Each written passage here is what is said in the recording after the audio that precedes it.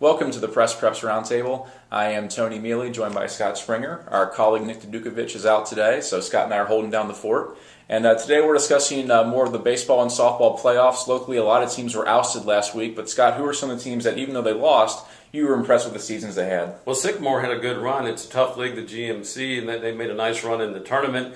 Real good pitcher that's going to Indiana, and they're out. Glen Estee is out. They had a really good season. Epic battle with Elder, game of games, but then they fall short to Lakota West the following game. So sadly, the Trojans are out at this point. Softball-wise, Deer Park had a tough 1-0 loss, extra innings. And Stacy Bradford had a no-hitter through 7 innings there. And Amelia went out. Shelby Engel, I think, gave up 3 hits, struck out 12, lost the game. So tough losses for all those squads.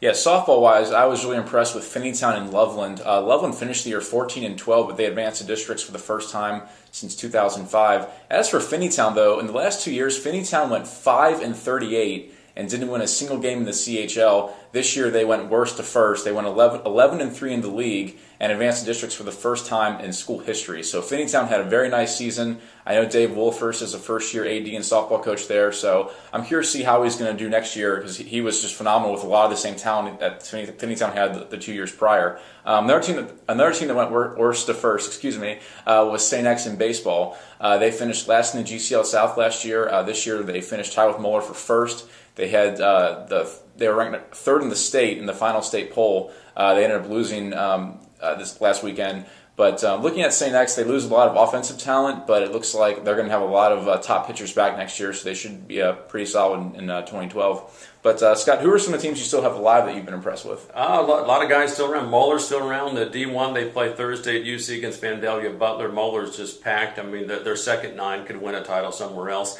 D3, Madeira against Reading, a CHL rematch again. Madeira's won the first 2, and Madeira against Reading. That'll be up at Athletes in Action, which is in Xenia on Thursday.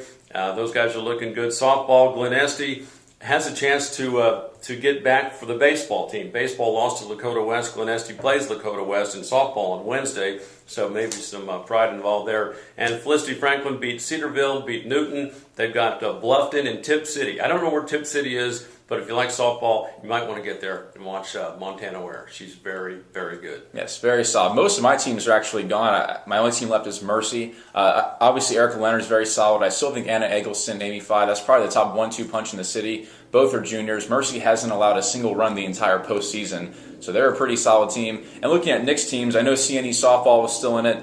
They've got a pretty good player, Emily Anderson, and Nick also has McNick baseball. Nicholas makes a run in whatever sport it is. They don't have the best of years, and they make a run. And that's what they're doing here. They got a solid pitcher in Alex Hartman and a good hitter with Robbie Rice. They're a team that could go further into the postseason.